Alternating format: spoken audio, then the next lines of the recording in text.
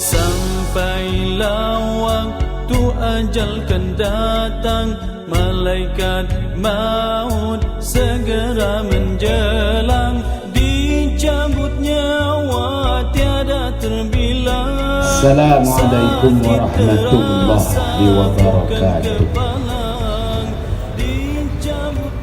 Bismillahirrahmanirrahim. Wabihi nasta'in ala umuri dunya wad din. Alhamdulillah. Wassalamun ala ibadihi alladhina astafa, amma ba'd.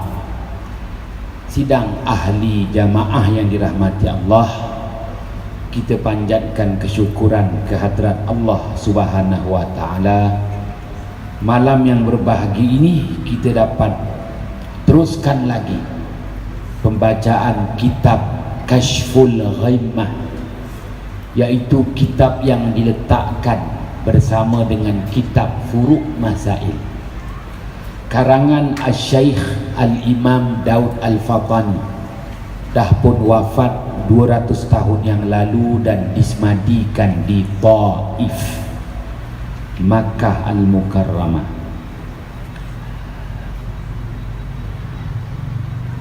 Halaman yang ke-28, halaman yang ke-28 di ruangan tepi.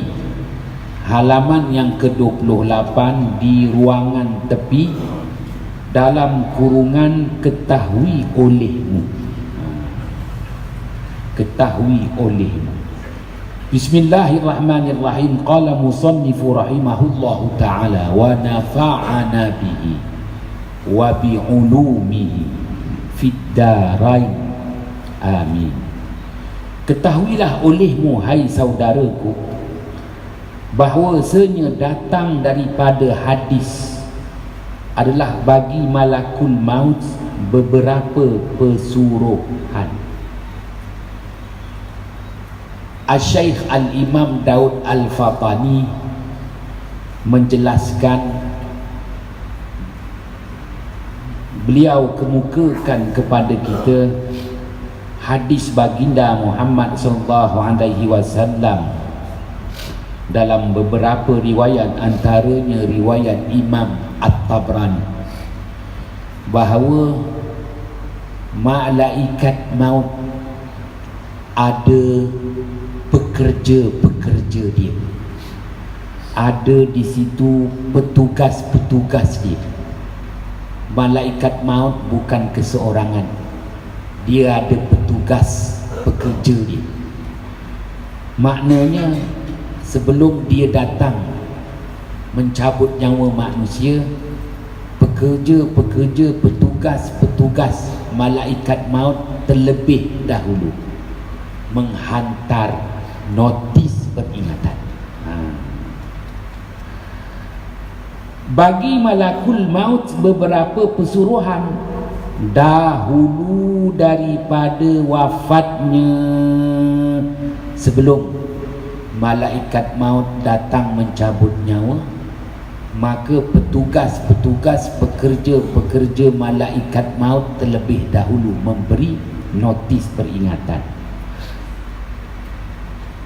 Riwayat, dalam satu riwayat, bahawasanya setengah daripada anbiya alaihimus salatu wassalam kata bagi malakul maut, adakah bagimu pesuruh? Ya.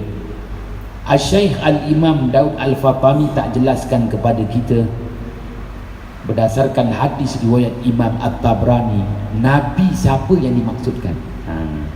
Tapi dijelaskan bahawa ada di kalangan para Nabi, para Rasul yang Allah beri kelebihan. Nabi dan Rasul itu dapat berinteraksi dengan malaikat maut. Bertanya pula dengan malaikat maut, adakah bagimu pesuruh yang didahulukan daripadamu, supaya adalah manusia atas takut daripada kamu? Maka katanya, bahkan demi Allah bagiku beberapa pesuruh yang amat banyak. Wah, Maknanya malaikat maut ini ada pekerja-pekerja, petugas-petugas yang begitu ramai yang menjalankan tugas-tugas untuk mematikan seseorang insan. Apa begitu juga seluruh makhluk yang bernyawa.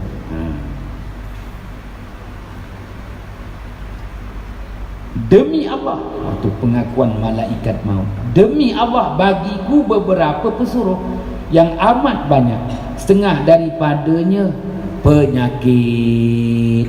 Wah, penyakit itu merupakan pekerja malaikat maut. Dan sakit. Apa beza penyakit dan sakit? Penyakit merupakan wabak yang datang, tak diduga, tak disangka. Doktor dah mengesahkan kita tak mengidap apa-apa, kita bebas daripada sakit. Tiba-tiba berpenyakit, maknanya kita diserang. Sebagaimana apabila saya tanya seorang doktor, apa sebab-sebab kematian? Serangan jantung. Kenapa jantung tu? Jantung tu diserang. Siapa yang serang jantung tu? Dia tak nak jawab. Yelah, aku cakap dia mati sebabnya, musababnya serangan jantung, heart attack. Susah nak sebut dalam bahasa Inggeris. Siapa yang menyerang? Jangan tanyalah ustaz, dah macam itu aku belajar. Serangan jantung.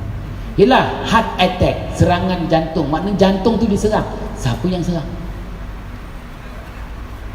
Malaikat maut lah. Oh, juga belajar tak habis aku cakap.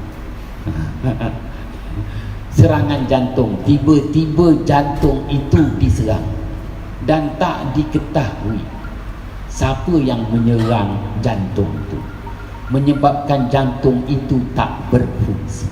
Wah, maka hanya disebut serangan jantung.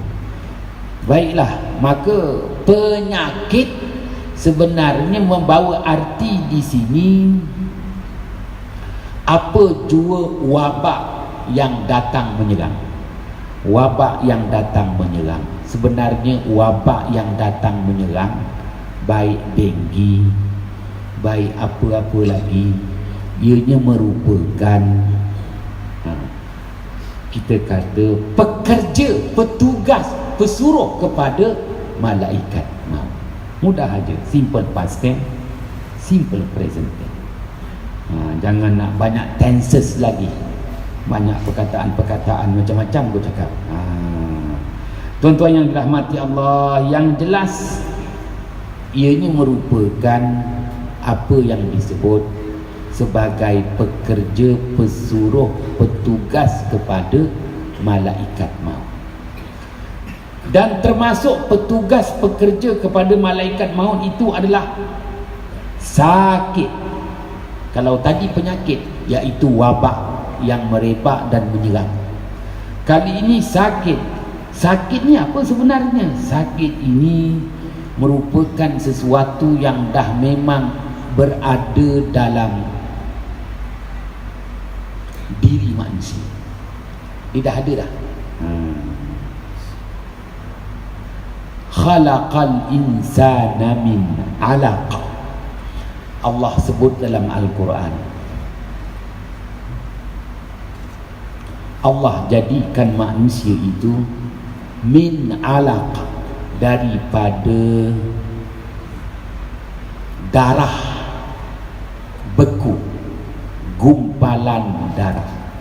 Alaq membawa erti yang bergantungan,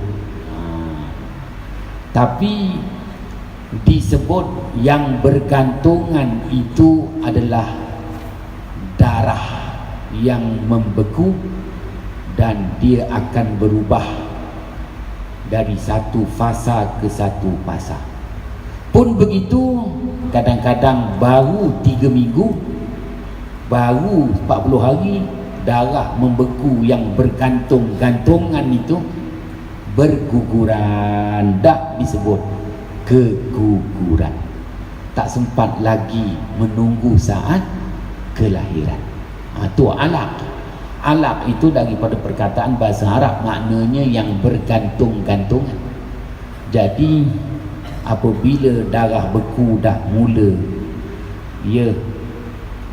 menapak di rahim wanita, menunjukkan bahawa proses bermula untuk pembentukan bayi masih belum pasti lagi, kerana Allah Ta'ala perakukan bahawa darah beku yang terbentuk itu belum pasti. Alaq, dia bergantung-gantungan.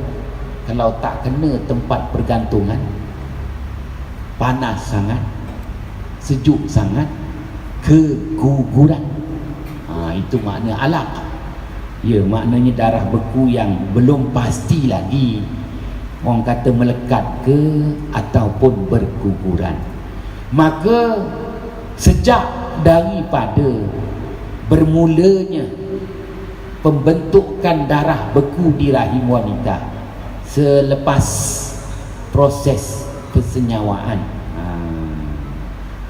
bermulalah kita kata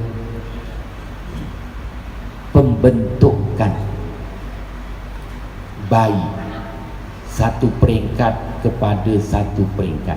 Maka di situ bayi mula dilengkapi dengan keperluan-keperluan untuk membentuk susuk tubuh. Daripada darah beku mula membentuk daging, membentuk tulang, terbentuklah 360 tulang yang dihubungkan dengan 360 sendi, membentuk kerangka tubuh. Seorang bayi apabila lengkap panca inderanya, ditiupkan roh, barulah dilahirkan. Maka sewaktu pembentukan 360 tulang untuk membentuk kerangkanya, maka di situ dah ada penyakit, sakit yang akan dibawanya sepanjang hayat kehidupannya. Kalau mak bapak dia tu darah tinggi, maka dah ada darah tinggi pada susuk tubuh si bayi. Kalau mak bapak dia kencing manis, dah ada maknanya as-sukar. Orang Arab kata as-sukar, gula kencing manis sudah ada dah. Kerana Allah Subhanahu wa taala berfirman dalam hadis qudsi, Rasulullah sallallahu alaihi wasallam bersabda, ja'altu lil mauti ala ibadi ailalan wa asbaban. Aku jadikan kematian yang bakal menimpa hamba-hambaku itu ada penyakit-penyakit yang dihidap dan ada sebab-sebab kematian. Maknanya pada usia janin lagi, kalau sebut janin tu lam yang tak dapat lagi disebut namanya. Hal ata 'alal insani hinum minad dahri lam yakun syai'an madhkura. Allah sebut lam yakun, maknanya belum tahu lagi jadi ke tidak, dan tak boleh lagi nak disebut nyawa, tak boleh lagi nak disebut namanya. Apabila dilahirkan nanti dah masuk hari ke-7, barulah letakkan namanya Hanafiyah bin Abdul Razak. Dah masuk hari ke-7, barulah terserlah namanya Abdul Jalil. Belum hari ke-7 tak ada, belum lagi. Apatah lagi dalam kandungan, lam yakun syai'an madhkura, tak tahu lagi nak sebut apa. Kalau gugurlah, tak dapatlah peluang jalani hidup. Nak dijelaskan ketika janin tu penyakit dah dibawanya, dah ada penyakit dah, ikut apa ya yang tersimpan, orang putih kata kromosom, susah nak sebut, genetik. Kalau bapa dia dah memang jenis kencing manis, dia kencing manis. Bapa mak dia darah tinggi, dia pun darah tinggi. Kalau mak bapa dia lemah jantung, memanglah tu maknanya saka mempusakai. Saka mempusakai, dia tak boleh elak lagi. Tuan-tuan yang dirahmati Allah, UTM panggil saya, dia ada apa nama, Jabatan Kejuruteraan Genetik. Hebat, Jabatan Kejuruteraan Genetik. Maka dia panggil saya. Anak murid saya tu 3 orang, semua doktor. Hebat, aku cakap, engkau panggil aku kenapa? Nak kasih aku serapan? Tak payah. Nak minta ustaz jelaskan tentang genetik. Aku imam apa, lebih kurang imam surau ni je. Dia minta aku jelaskan genetik. Tuan-tuan yang dirahmati Allah, aku cuma bacakan hadis kudusi itulah. Itu je lah aku cakap yang aku termampu sebut. Ja'altu lil mauti ala ibadi ilalan wa asbaban. Aku jadikan kematian yang akan menimpa hamba-hambaku itu, kematian itu ada punca-punca kematian, sakit, penyakit. Wa asbaban, dan ada sebab-sebab kematian. Kita tak mati begitu sahaja, kita ada sebab-sebab kematian. Dan penyebab-penyebabnya dah ada dah. Maknanya pesuruh pekerja kepada malaikat maut. Tuan-tuan yang dirahmati Allah, baik. Pertama penyakit wabak. Yang kedua sakit. Yang disebutkan tadi, sakit yang diwarisi. Dan yang ketiga ubat. Maka kalau dah berubat, sahlah kita telah didaftarkan. Habis cerita. Jadi orang tanya, kenapa usaha Nafiah rambut pendek? Kalau rambut panjang nampak uban. Macam Tuan Haji Abdul Jalil, nampak uban. Haji Ashab, Haji Ashab dia muda lagi, semangat dia muda. Uban dah ada. Haji Fauzi, alah, dia pakai kopiah tak nampak. Uban. Apabila uban tu dah, itu maknanya pesuruh pekerja kepada malaikat maut. Dan tua. Ya, bila kita ni tua? Kita ni tua apabila sendi-sendi kita terasa lemah. Tuan-tuan yang dirahmati Allah, wa man nu'ammirhu nunakishu fil khalq. Umur meningkat, akan tetapi susuk tubuh kita menyusut. Yang membusut perut, tapi yang lain menyusut. 360 tulang kita susut, 360 sendi kita susut, tenaganya, kemampuannya, ketahanannya, maka tua. Kalau mudah, tua ni sebaik sahaja berusia 40 tahun. 40 tahun aja tua. Maka 40 tahun itu layak untuk dimatikan. Kerana tua itu tanda-tanda kematian. Tua itu merupakan pesuruh pekerja kepada malaikat maut. Dan kurang pendengar dan kurang pelihat, maka itu antara pesuruh-pesuruh ke arah kematian. Ya, macam aku dah mula pakai cermin mata, wah, nanti dulu, masih hutang lagi dah. Begitu juga telinga kita dah kurang mendengar. Maknanya pemilikan yang Allah berikan kepada kita mula mengalami susutan.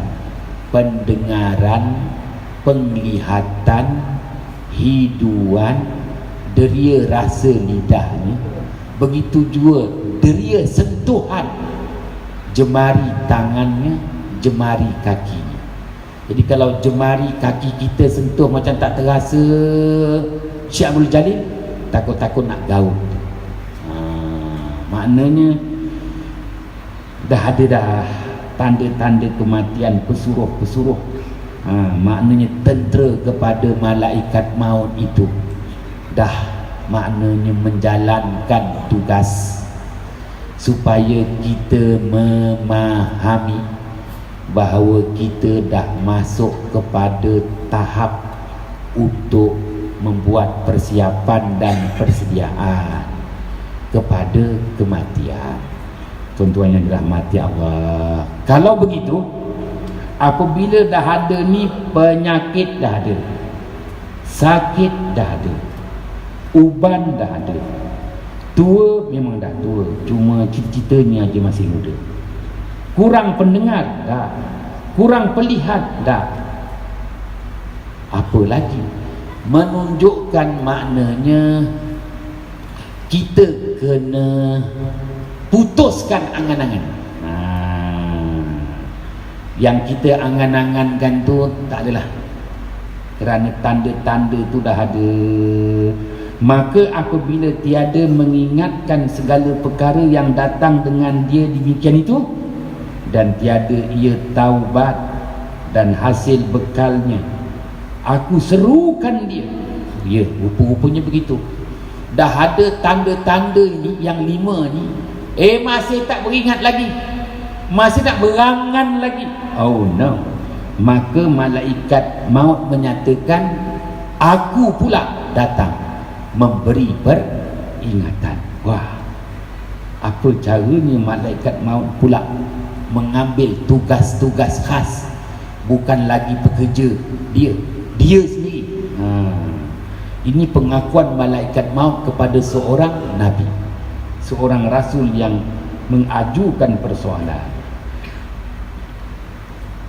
Aku serukan dia tatkala mengambil nyawanya, tiadakah aku dahulu bagimu kesuruhan satu, kemudian daripada satu menakuti akan kamu satu, kemudian daripada satu. Tuan-tuan yang dirahmati Allah,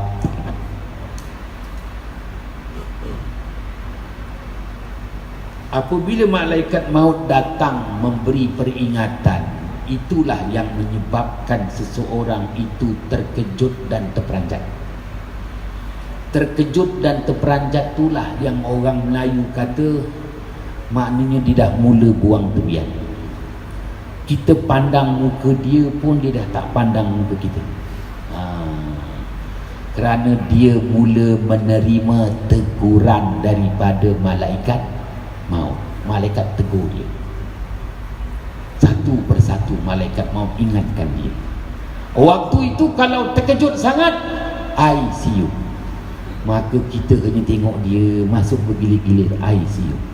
Dia diam gitu. Tapi kalau tuan-tuan cakap, dia dengar tau. Cuma kau cakap sikit-sikit bisik, dia mesti mengalirkan air mata. Dia dengar tu.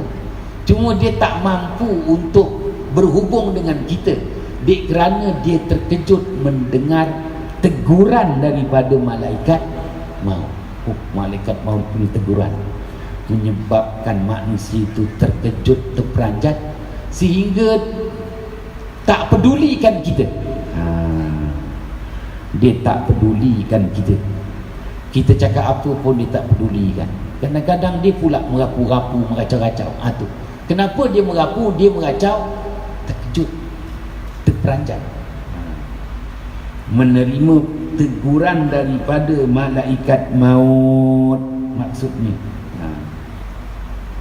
Satu, kemudian daripada satu, akulah yang menakuti, yang tiada kemudian daripada aku yang menakuti yang lainnya. Inilah pengakuan malaikat maut apabila ditanya seorang nabi, bertanya dengan malaikat maut, apa senarai tugas engkau wahai malaikat maut? Senarai tugas dan proses kerja Rupanya dia ada proses kerja juga. Mula-mula bagaimana datang malaikat maut beri peringatan, tak adalah. Tuan-tuan yang dirahmati Allah. Dan datang daripada hadis pula bahawasanya tiada daripada satu hari yang naik matahari dan tiada jatuh matahari melainkan malakul maut menyeru ia, hai anak 40 tahun. Wah, bermula usia kita 40 tahun, malaikat maut dah mula kontak kita. Dia dah mula WhatsApp, tapi tak tahulah dia guna Selcom ke macam mana. Yang jelas, mana Faizal, malaikat maut menyeru ia, hai anak 40 tahun. Inilah dia waktu mengambil bekal zihin kamu, hati kamu hadir, yakni hati kamu jika dan segala anggota kamu kuat lagi keras, maka pada usia 40 tahun malaikat maut akan datang menyeru dan memberi peringatan. Tuan-tuan yang dirahmati Allah, itu yang kadang-kadang kita ni ada waktunya kita mimpi. Kita mimpi, dan mimpi itu kita rasa mimpi dalam mimpi. Jauh no kita pergi. Kerana mimpi orang yang beriman ni ada 3. Al-bushra minallah, ar-ru'ya salasun. Mimpi bagi orang yang beriman itu ada 3 nilai. Al-bushra minallah, wa hadisun nafsi, wa tahwifun minasyaitan. 3 nilai mimpi orang yang beriman. Sama ada mimpinya itu berita gembira dari Allah, begitu juga mimpinya itu kesan daripada kesibukan urusan hidup di dunia, ataupun mimpinya itu syaitan-syaitan menakutinya. Syaitan-syaitan cuba menakut-nakutkan. Jadi sebenarnya al-bushra tu, berita gembira tu, termasuklah malaikat memberi peringatan pada usia kita 40 tahun kita mimpi. Itu sebenarnya berita gembira. Malaikat memberi peringatan. Tuan-tuan yang dirahmati Allah, pada usia 40 tahun mesti ada. Dalam tidur kita tu, kita termimpi sesuatu yang ianya memberi kesedaran, ianya memberi keinsafan. Tuan-tuan yang dirahmati Allah, baik, anak 50 tahun, baik, apabila kita dah umur 50 tahun, malaikat datang lagi memberi peringatan. Anak 50 tahun sebenarnya telah hampir ajal dan mengetam, hampir ajal dan sampai waktu untuk mengutip hasil, memetik hasil, menuai hasil. Hai anak 60 tahun, lupa kamu akan siksa dan lalai kamu daripada kembali untuk akhirat. Jawab firman Allah. Baiklah tuan-tuan yang dirahmati Allah, umur 40 tahun peringatan dari malaikat maut. Umur 50 tahun peringatan dari malaikat maut. Umur 60 tahun peringatan daripada malaikat maut. Tuan-tuan yang dirahmati Allah, apa yang biasa dialami pada usia 40 tahun ni, tak tahulah tiba-tiba Tuan Haji Abdul Jalil, tiba-tiba kita pun pening, pitam, jatuh. Kerana ada sokso tu, ada insurans, dah duduk dekat hospital claim. Duduklah dekat hospital KPJ umur 40 tahun. Dia pun nak sesah duit kita. Dah kena bayar 40,000. Itu peringatan pertama. Kita pun tadi Kita pun ziarah Haji Abdul Jalil, bawa apple aja. Apple pun beli murah-murah. Lil, kau sakit ni, kau mimpi apa? Tak tahulah Ustaz, aku pergi jauh. Tu. Itu peringatan. Lazimnya yang peringatan ni maknanya kita jatuh sakit. Umur 40 tahun kita pun sakit. Sakit kali pertama. Umur 50 tahun sakit lagi. Tak macam mana tengok-tengok Mat Indon buat kerja surau ni kan, kita marah dia tak gerti ke mas kau buat surau ni. Kau pasang pun salah, kau bin pun salah, dengan pening-pening. Jatuh lagi kau lari. Dah bawa pergi hospital, HSI aja, insurans dah mati. Dah Haji Fauzi pun datang, bawa pisang je. Pisang emas. Haji Syarif tanam kat sini, bawa makan lah deh. Tu sakit kali kedua. Sakit tu sebenarnya peringatan malaikat. Dah tak sadar kau 3 hari tu. Kita nunggu-nunggu kenapa tak sadar jadi ni. Tiba-tiba buka mata, hidup lagi. Kita pun tanya, kau pergi mana? Kau tak sadar tu. Tak tahulah Ustaz. Aku rasa aku jalan jauh. Kau nampak siapa tu? Haji Ashab. Tu contoh. Maknanya nak buat Haji Ashab sekali dah tu. Istilahnya begitu. Nanti sakit kali ketiga, sakit kali pertama tu peringatan. Sakit kali kedua tu juga peringatan untuk kita cepat selesaikan hutang piutang apa semua.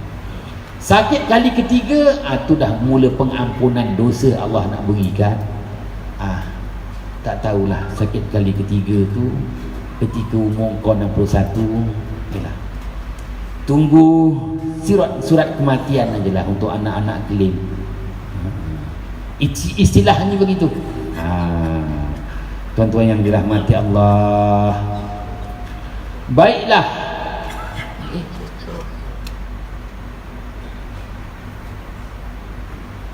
Jam tu sakit. Jawab firman Allah ayat yang ke-37 surah Fatir. Ayat 37 surah Fatir. Awalam nu'ammirkum ma yatazakkaru fihi man tazakkar wa ja'akumun nadhir. Sadaqallahul azim. Artinya, atau adakah kami hidupkan kamu akan barang yang menjagakan kamu padanya. Allah Ta'ala nyatakan dalam usia-usia kau hidup ni, tak ada ke pada usia-usia itu ada penjagaan, ada yang menjaga kamu, yang memberi peringatan kepada kamu, menjagakan kamu padanya. Mereka yang mengambil penjaga, dan telah datanglah akan kamu yang menakuti. Waja'akumun nadhir, datanglah kepada kamu yang menakuti. Baik, yang menakuti apa tu? Kata Imam At-Tabrani, bermula nadhir itu yang menakuti pada ayat 37 surah Fatir ini adalah uban rambut di kepala. Jadi kalau dah mula beruban di kepala, itu merupakan amaran. Amaran dari Allah, peringatan dari Allah.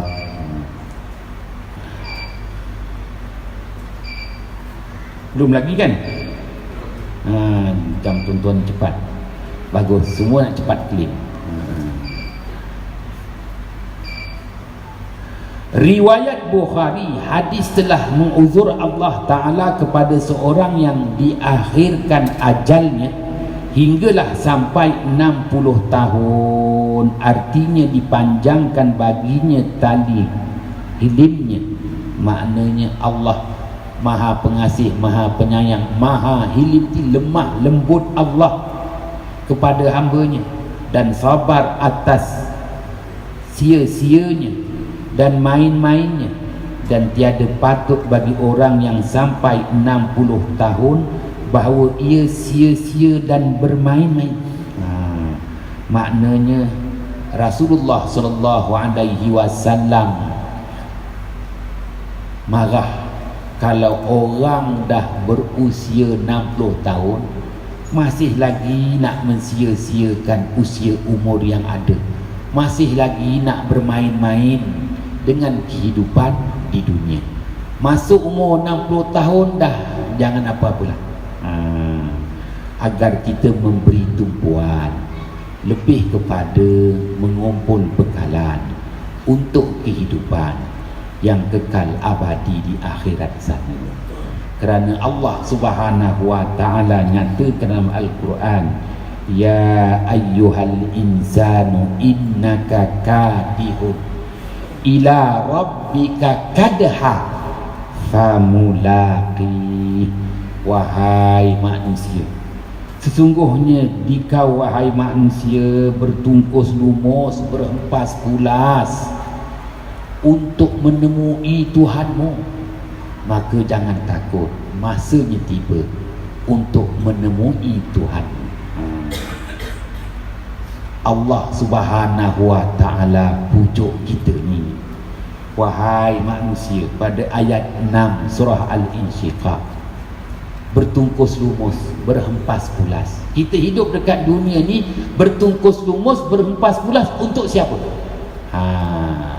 Allah Ta'ala pujuk, biarlah kita ni bertungkus lumus, berhempas pulas untuk mendapat keredaan Allah. Kenapa? Famulaqi, kerana kita tak boleh lagi, kita akan menemui Allah Subhanahu wa Ta'ala juga. Jadi rugilah kalau kita bertungkus lumus, berhempas pulas untuk Datuk Siti Nurhalizah. Rugi. Bertungkus lumus, berhempas pulas untuk mendapat keredaan Allah. Famulaqi, kata Allah. Tak boleh lagi jumpa juga, kata Allah. Kau nak ke mana? Famulaqi, maka menemuilah ia Allah Subhanahu wa taala. Salah silap mohon jutaan kemaafan. Bismillahirrahmanirrahim. Fafahamnaha Sulaimana wa kullan ataina hukman wa ilman wa sahharna ma'a Daud dan jibala yusabbihna wa tayra wa kunna fa'ilin ya arhamar rahim. Assalamualaikum warahmatullahi wabarakatuh.